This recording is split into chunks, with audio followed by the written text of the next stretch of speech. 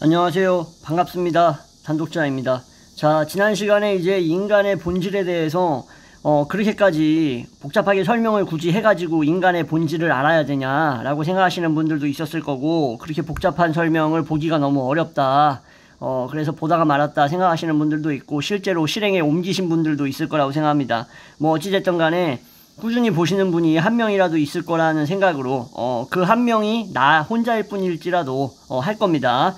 자, 어쨌든 그래서 이 현존의 인과성, 심신평행론 뭐 얘기하면서 이 개별적 관념 대상에서 일어나는 것들, 이 일에 대한 관념들은 다 뭐예요? 다 무한실체 안에서 일어나고 있다고 말씀을 드리면서 마무리를 했던 걸로 저는 기억을 해요. 근데 뭐 아닐 수도 있고 제 기억은 그런데, 어쨌든 이제 우리 경험에 따르면 결국 정신이라는 것은 육체의 변용이다 라고 말씀을 드렸었죠. 그래서 육체의 변용에 대한 수많은 관념인데, 특정 육체가 여러 양상으로 변용됨을 느낀다라고 말씀드렸어요. 그래서 인간에게는 육체의 변용에 대해서 조응하는, 이거에 이제 응답하는 이것을 이제 조절하고 응답하는 어떤 그러한 정신의 변용이 일어날 수 있다라고 말씀을 드렸고, 그래서 이러한 조화로운 작용들이 결국에는 인간 정신의 유일한 대상을 구성할 수 있는 게 육체 변용이라고 얘기하는 이유가 바로 여기에 있다 말씀을 드렸죠. 결국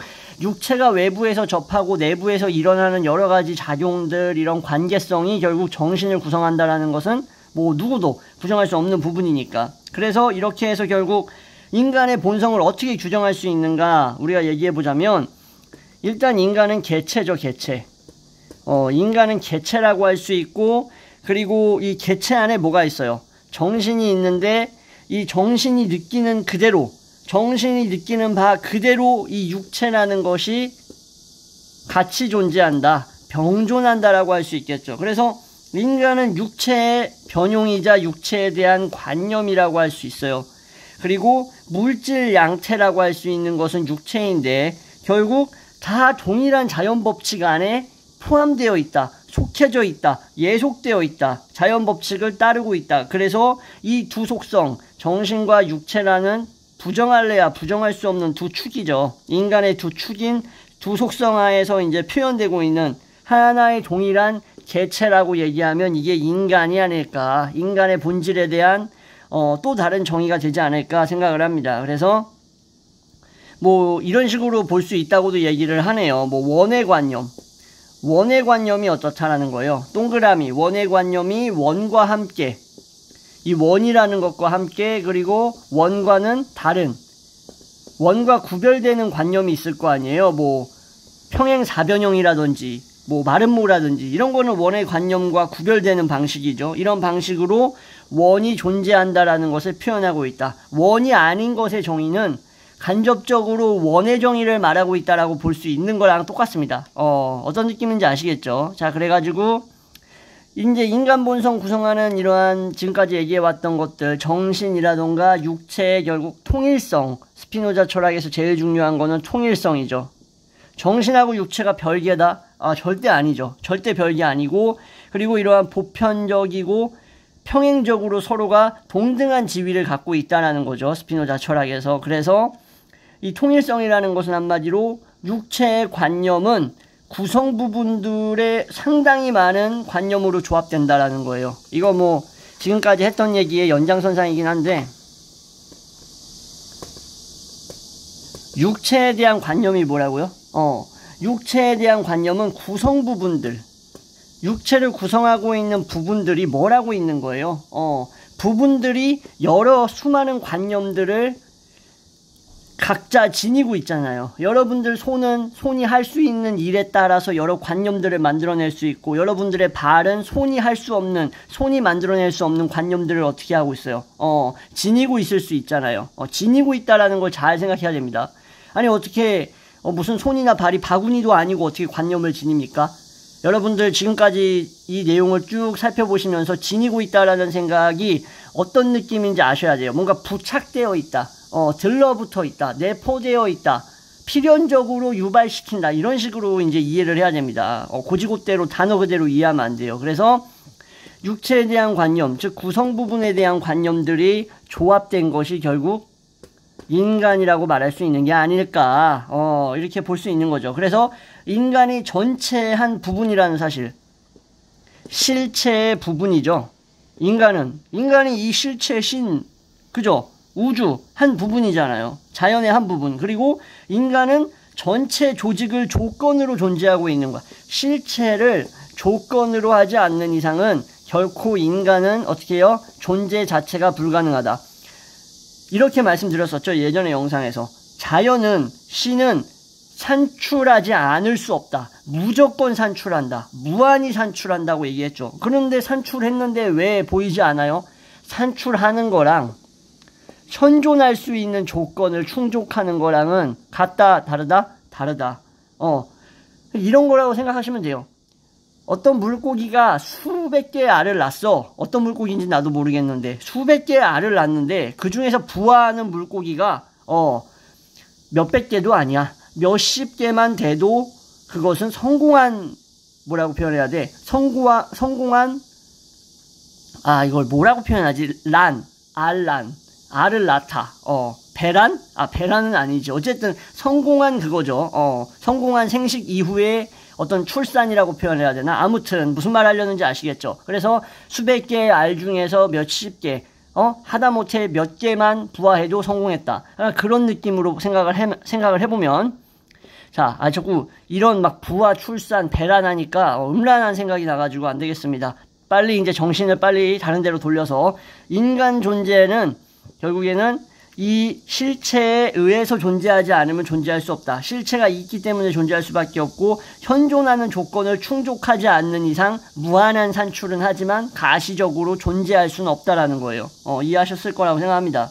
그래서 인간 본성에 대한 이러한 이해는 스피노자 철학에서 어떻게 볼 수 있을까? 우리가 바로 욕망 주체를 참된 기쁨으로 인도할 수 있기 때문에 지금 우리가 이걸 하고 앉아있다라는 거예요.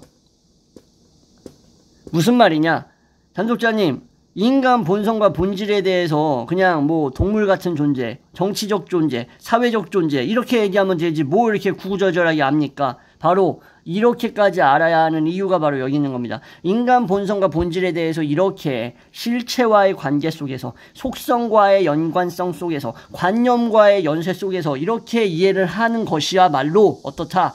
욕망 주체인 인간을, 욕망 주체라고 부를 수 있는 인간을 진정한 기쁨, 뭐 수동적 기쁨 말고 일시적 기쁨 말고 진짜 기쁨, 진정한 정품인 기쁨으로 인도할 수 있다라고 얘기를 합니다. 스피노자는.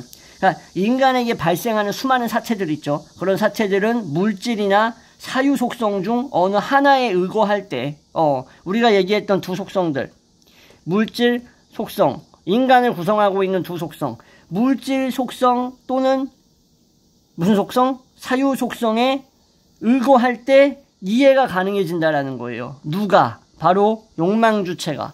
욕망 주체가 인간인데 인간은 무엇인가? 바로 사유 속성과 물질 속성에 따라서 나타나는 양태와 직접 무한 양태들의 작용에 의해서 현존하는 조건이 충족됐을 시 나타나는 것들과 사유 체계 속에서 수많은 사유의 양태들로 인해 가지고 그 양태들로 인해서 자신이 구성됨을 이해한다라는 것. 이게 진정한 정품의 기쁨이다 라고 볼 수 있는 거죠. 그래서 예를 들자면 뭐 이런 거죠. 뭐 태양의 거리를 예로 드는데 이 욕망의 기하학이라는 도서에서는 태양의 거리를 예로 들고 있습니다. 태양의 거리에 대해서 여러분들이 몇만, 몇십만, 몇백만에 대한 어떤 그 거리에 대한 참된 관념을 보유하고 있어도 태양을 가까이 있는 것으로 우리는 파악하죠. 우리가 파악할 때 태양을 어떻게 파악해요? 되게 가까이 있는 것처럼 가시적으로 보잖아. 물론 어느 정도 지적 수준에 이르면 태양이 가까이 있어도 바로 눈에 보이는 가시적인 것을 옆으로 갖다 치우면서 배척하면서 바로 참된 관념이라는 것을 떠올리면서 지구로부터 태양은 무진장 멀리 떨어져 있다라는 것을 우리는 알지만 이론적으로 그렇지만 일단 파악할 때는 태양이 멀리 있음에도 가까이 있는 것으로 실제보다 작은 것으로 표상하죠. 근데 실제로 어떻습니까? 태양이 사실상 우주의 거의 뭐라고 해야 돼? 절반? 우주의 절반이라고 할 수 있을 정도로 비중이 크고 거대하죠. 그래서 진리를 알아도 어떻다라는 거예요. 이 말은 진리를 아는 건 알겠어. 근데 이와 반대되는 관념이 있을 수 있다는 거예요. 진리라는 것은 알아. 여러분도 알고 나도 알아. 달이 표면이 어떻게 생겼는지 대충 알아. 그죠? 화성도 어떻게 생겼는지 알아. 대충 표면이. 그죠? 지구도 어떻게 구성되어 있고 5대양 6대주라 부르나? 어떻게 되어 있는지 안다고 진리로. 근데 뭐예요? 이와 반대되는 관념을 가질 수 있다라는 거예요. 생각보다 넓네. 생각보다 좁네. 왜 이렇게 커? 왜 이렇게 작어? 왜 이렇게 좁아? 왜 이렇게 길어? 이런 식으로 실제랑 다르게 이러한 상상적 표상. 스피노자는 이거를 상상적인 표상이라고 얘기를 하는데 상상적 표상은 어떤 거예요? 진리는 알지만 관념은 약간 다르게 알고 있는 것. 진리와는 다르게 관념을 이해하고 있는 것이 바로 상상적 표상이라고 불러요. 그럼 이러한 상상적 표상이라는 것은 뭐예요? 물질 속성에 관계시킬 때 이 물질이라는 속성과 관련시킬 때 비로소 사유 속성에 의거했을 때와는 다르게 사유 속성에만 의존했을 때는 상상적 표상은 여기에 대해서 진리에 도달할 수 있는 어떤 지름길 같은 것들을 제공할 수가 없는 거야. 단순히 대가리 속의 사유에만 의존했을 때는 상상적 표상은 진리와는 다르게 관념으로서 받아들일 수 있게 된다는 거예요. 무슨 말인지 아시겠죠? 근데 물질 속성과 관계시켜가지고 물질로서 우주의 큰 곰자리가 어떠어떠하다. 물질 속성으로서 구름은 어떠어떠하다. 물은 어떠어떠하다. 라고 이해하는 것은 인간의 상상적 표상, 즉 관념으로만 이해하는, 진리는 알지만 진리와 다르게 관념으로 이해하는 거하고는 전혀 달라지겠죠. 물질 속성에 의거해서 이해하고 있기 때문에. 그래서 물질 속성과 관계시킬 때 비로소 사유 속성, 온리 사유 속성에만 의존했을 때와는 다르게 이해할 수 있다는 거예요. 그래서 두 속성 측면에서 이해할 수 있다는 것은 진리를 알면서 진리에 부합하게 관념을 갖는 것. 진리를 알면서 진리에 부합하게 관념을 갖는 것은 상상적 표상이 아닌 것이겠죠. 그래서 태양에 대한 지각에서 아까 말씀드렸던 거랑 똑같은 거예요. 이런 현상은 이제 객체의 상태, 아니면 육체의 상태와 공간에서의 위치, 이런 걸로 인해서 육체가 변형되는 이러한 것과 연관이 있다라고 볼 수 있는 겁니다. 한마디로 우리가 어디에 놓여 있냐, 이런 거죠. 우리가 예를 들어서 북지방에, 북극지방, 극지방에 놓여 있는 거랑 우리가 아니면 지중해에 놓여져 있는 거랑 아니면 우리가 동굴에 있는 거랑 어떻다라는 거예요. 제각각 육체의 변용되는 방식과 연관돼서 각각 다른 변용이 일어나고 다른 위치 상태로 인해서 뭐가 일어나는 거예요?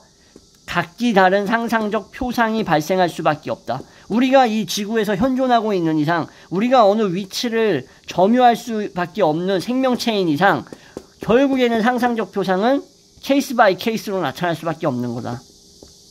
뭔 말인지 아시겠죠? 그래서 계산의 오류 같은 것은 이제 사유 속성에 의거해가지고 현상을 이해했을 때, 사유 속성에 이제 의거해가지고 현상을 이해했을 때 어떤 계산의 오류 같은 거라든가 문제 같은 것들을 파악할 수 있는 거겠죠. 그죠? 반대로. 이런 것과는 다르게. 이런 것들은 이제 케이스 바이 케이스로 나타나는 것들은 결국 교정하기 위해서는 육체라던가, 아니면 이런 물질 속성에 의거한 관계를 검토해야만 비로소 진리답게 생각할 수 있는 거죠. 이래야만 상상적 표상에서 벗어날 수 있는 거야. 내가 어디에 위치해 있는 것들을 알아야만. 뭔 소리인지 알겠죠. 근데 단순히 계산적 오류나 문제 같은 거를 파악할 때는 육체나 물질 속성이 필요해요? 필요하지 않아요? no need. 필요하지 않다라는 거야. 오로지 문제의 정신의 오류를 파악하는 것. 계산의 오류에는 오로지 정신에 의해서만 가능할 수 있는 것이 있다. 그래서 이렇게 나눠볼 수 있다라고 볼 수 있는 거예요. 근데 다시 정리하자면 스피노자는 뭐라고요? 진짜 기쁨, 상상적 표상으로 인해서 수시로 바뀌고 혼동스러워지는 게 아니라 진짜 정품의 기쁨은 어떻다? 물질 육체 속성의 관계에서 인간 본성을 명확하게 이해해야만, 그래야만 어떻다고요? 그래야만 반드시 인간 본성 이해할 수 있다라고 볼 수 있는 거겠죠. 이해하시겠죠? 자, 그럼 지금까지 이런 얘기를 왜 했냐? 바로 욕망, 시간, 이런 개념에 대해서 구체적으로 얘기하기 위해서 얘기를 했다라고 볼 수 있어요. 스피노자 철학은 그래서 이제 뭐 너무 이제 본질에 대해 많이 얘기했으니까 다시 어떻게 보면은 기초라던가 본질, 인간 본질 말고 철학의 본질, 사상의 본질을 다지기 위해서 돌아가면 죽음, 스피노자 철학에서의 핵심은 죽음으로부터 해방인 겁니다. 자, 단독자님, 그럼 뭐 불사신이 되겠다는 거예요? 안 죽겠다는 거예요? 불로초 먹으려다가 객사하려고 뭐 이런 철학 배우는 거예요? 아니겠죠. 죽음으로부터 해방은 단순히 생물학적 죽음으로부터 벗어나는 불사신이 된다는 걸 얘기하는 게 아니라 죽음으로부터의 해방은 죽음의 불안으로부터의 해방을 의미하는 겁니다.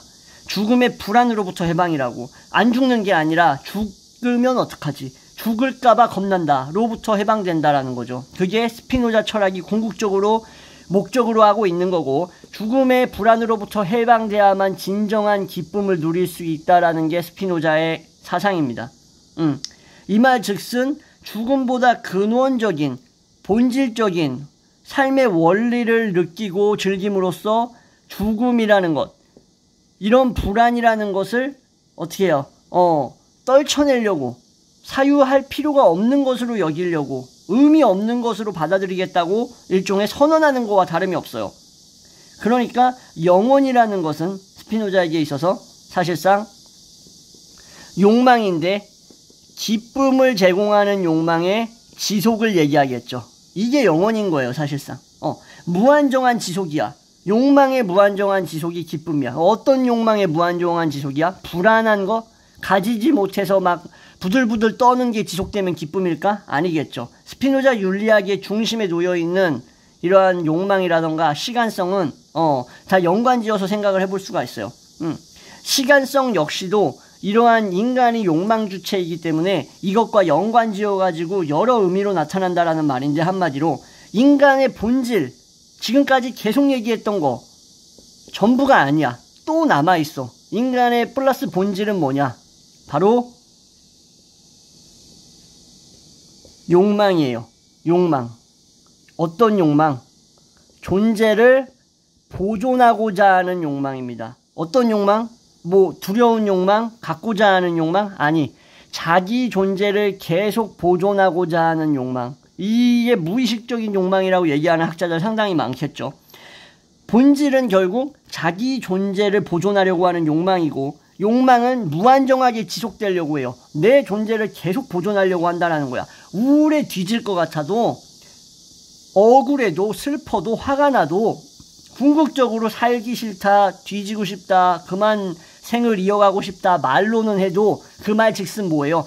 올바로 살고 싶다, 즐겁게 살고 싶다, 내 욕망을 지속시키고 싶다, 이런 얘기와 다름없다. 사실상 다름없다라는 거 여러분들 아시잖아요. 우울증 환자들 많이 보셨죠? 여러분들도 여러분들도 느끼시죠? 그만 살고 싶다는 게 뭐예요? 진짜 고통스러워서 그만 살고 싶다라는 말 안에 들어있는 게 뭐냐고. 내 존재를 보존하면서 내가 원하는 대로 지속하면서 기쁨을 느끼고 싶다는 거 아닙니까? 그게 안 되니까 죽고 싶다는 거잖아요. 그죠? 그래서 결국 아픈 사람들도 마찬가지예요. 누가 아픈 상태로 지속하고 싶겠어. 그래서 그 지속을 끝내고 싶으니까는 그런 지속이 아닌 다른 지속을 하고 싶으니까 죽고 싶다고 얘기하는 거겠죠. 아픈 사람들도.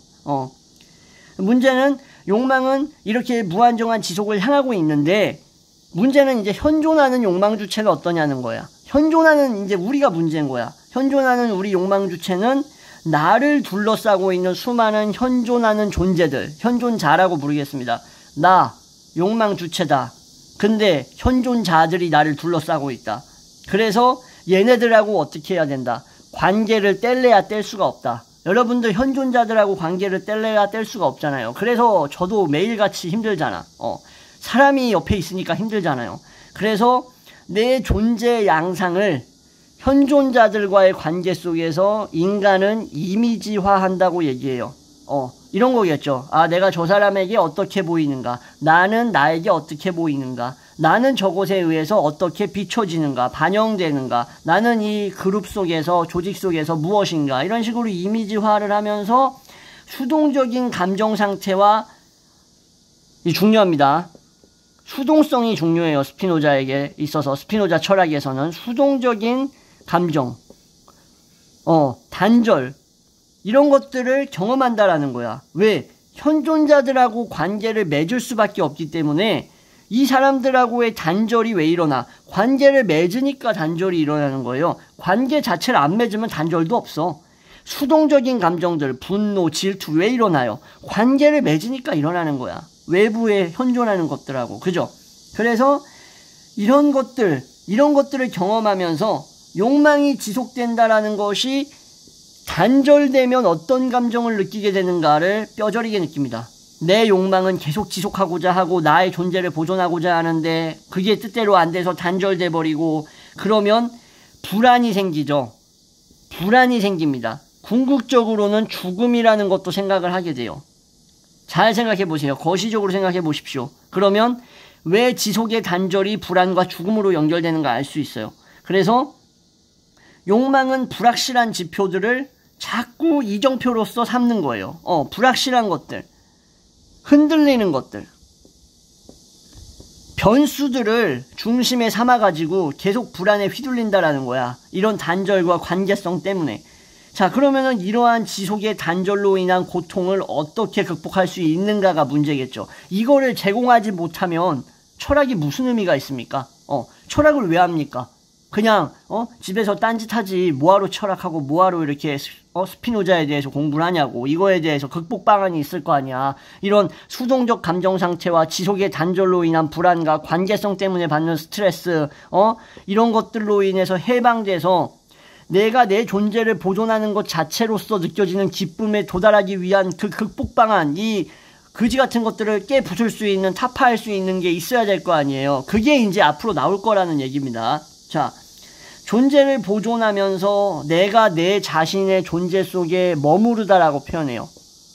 내 존재 속에 머무르고자 하는 이러한 어떤 스스로 온전한 내 자기 자신이 된다라는 것이 욕망 자체가 가장 중요시하는 주범이라고 할 수 있어요. 어떤 존재자든지 다 이게 목표예요. 하나도 이거에서 어긋난 놈 없어. 근데 각 개체의 본질은 존재를 유지하고 그러기 위한 노력을 하는 게 일종의 삶이고 그런 성향이 나타나는 거죠. 이 현실 세계에서.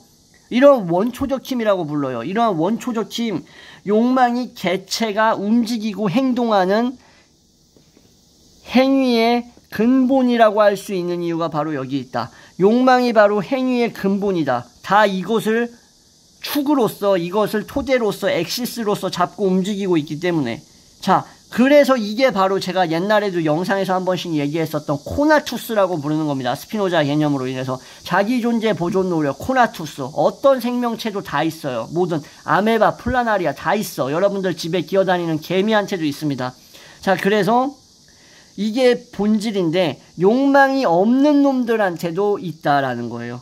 실질적으로 봤을 때. 제가 봤을 땐 그래요.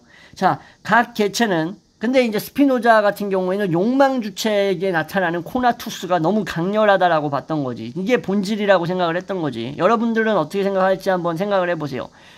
식물에게도 코나투스가 있을까요? 한번 생각을 해보세요. 전 있다라고 생각을 합니다. 자, 아무튼 각 개체는 자기 현존에 뭐예요? 끝을 표상하지 않는다라는 거예요. 그래서 무한정한 지속만을 뭐라고 표현한다? 무한정한 지속만을 시간성으로 본다라는 거예요. 무슨 말이냐? 어떤 존재든지 자기의 끝이라는 것을 사유로서 표상할 수 있는가? 이해를 잘해야 됩니다.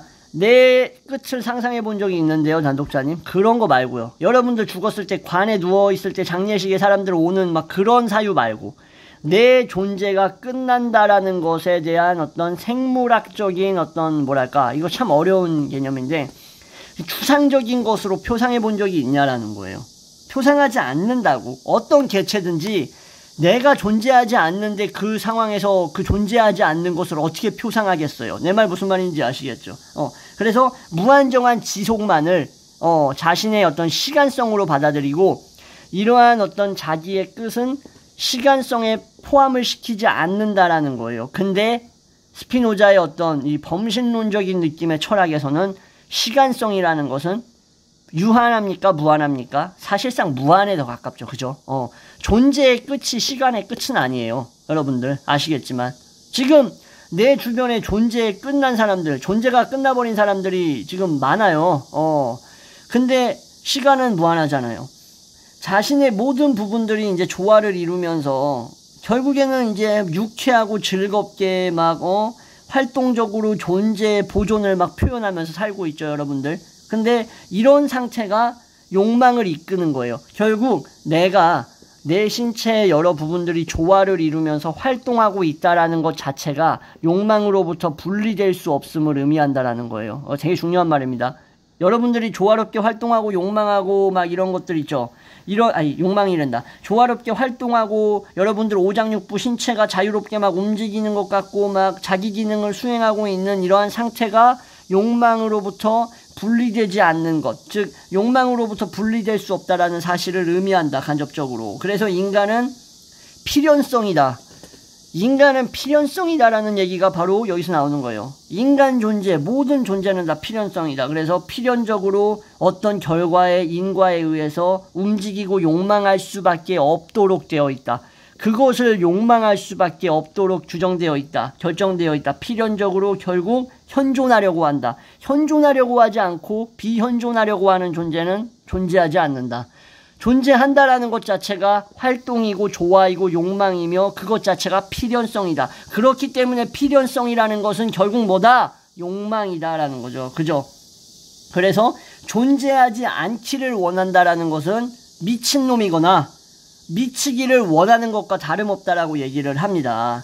자, 그래서 사실상 이제 일상에서, 이제 우리 일상에서 막 여러 혼란이 일어나잖아요. 혼란 한두 개 일어납니까? 혼란이 엄청나게 일어나. 저는 엘링 혼란도 좋아합니다. 자, 무슨 소리인지 아시는 분들 아실 테지만, 혼란이 엄청나게 일어나는데, 내 존재의 깊은 곳에, 이 깊숙한 곳에 뭔가 살아있는 것 같고, 내 마음속에 매 순간 나를 막 이렇게 막 재구성하고 재가동하면서 막 자꾸 어떤 막 유용한 것으로, 유용성으로 내 자신을 향하게 막 유도하는 느낌이 들어. 뭔가 내 안에 무언가가 유용한 것으로 날 자꾸 이끄는 것 같은 느낌이 든다라는 거야. 그러한 것이 바로 욕망. 그 욕망에 비춰볼 때 일상적으로 일어나는 혼란은 사실 엄청나게 미세한 것들이라는 거예요.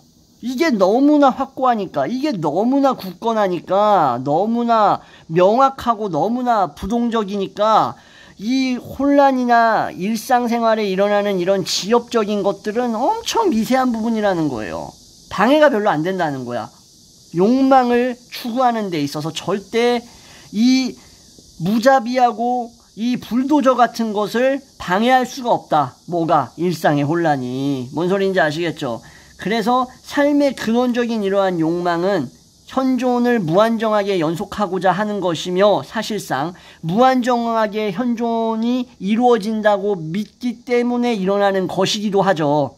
여러분들, 왜 부자가 돈을 필요 이상으로 계속 모으려고 해요? 내 현존이 무한하게 연속될 거라는 것을 내가 이성적으로 인식해서 그런 거예요? 아니에요.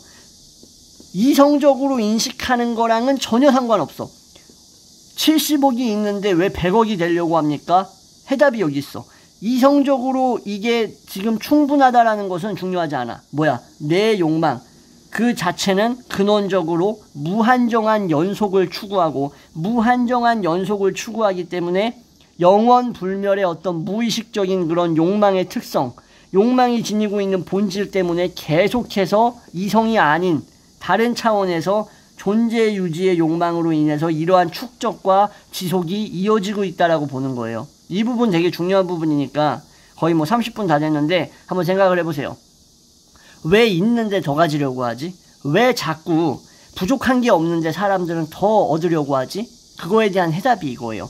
욕망 자체가 인간이고 욕망 주체이고 인간은 즉 욕망 주체이기 때문에 무한정한 지속이고 무한정한 지속은 결국 근원적이며 연속, 현존이 연속됨을 의미한다. 근데 이것은 실질적으로 연속되지 않는 거랑은 별개로 욕망이 구성되는 것 자체가 무한정성을 전제로 한다라는 겁니다. 뭔 소린지 아시겠죠? 이제 이렇게 말씀드리니까 그래요.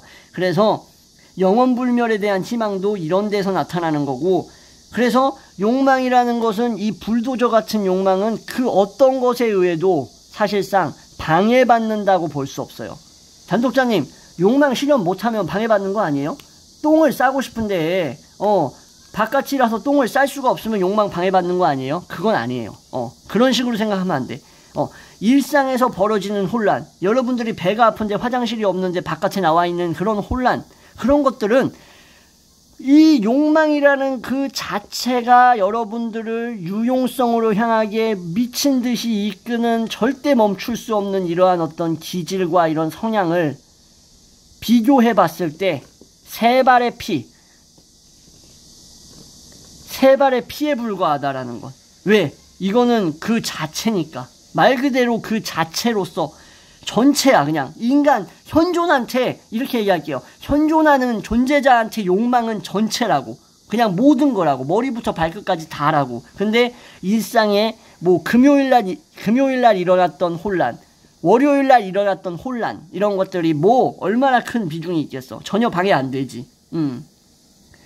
그래서 욕망 활동은 한마디로 말씀드리면 본질적으로 힘의 증진이라고 할 수 있고, 어떤 힘? 코나투스 힘의 증진과 더 큰 완전성을 획득하고자 하는 필연적인 움직임, 그죠? 그리고 기쁨으로 향한다. 제가 말씀드렸죠? 이 기쁨, 좀 전에, 몇 분 전에 말씀드렸죠? 어떤 기쁨? 수동적인 기쁨이 아니라 능동적 기쁨. 인간의 본질을 알므로써 내가 어떤 존재인지 제대로 신과 실체와의 관계 속에서 나를 파악함으로써 수동적 감정 상태와 불안, 아까 말씀드렸던 불안으로부터 탈피함으로써 생겨나는 진정한 존재의 기쁨, 이 기쁨으로 향하고자 한다라는 거. 무엇이? 욕망이 여기로 향하고자 한다라는 거. 단순히 여러분들이 맛있는 거를 먹고 배가 부른 그러한 차원을 뛰어넘어서 훨씬 더 고차원적이고 훨씬 더 복잡한 기쁨이에요. 여기서 나타나는 건. 나중에 지성이라는 얘기가 나올 텐데 지성을 통해서 획득할 수 있는 기쁨입니다.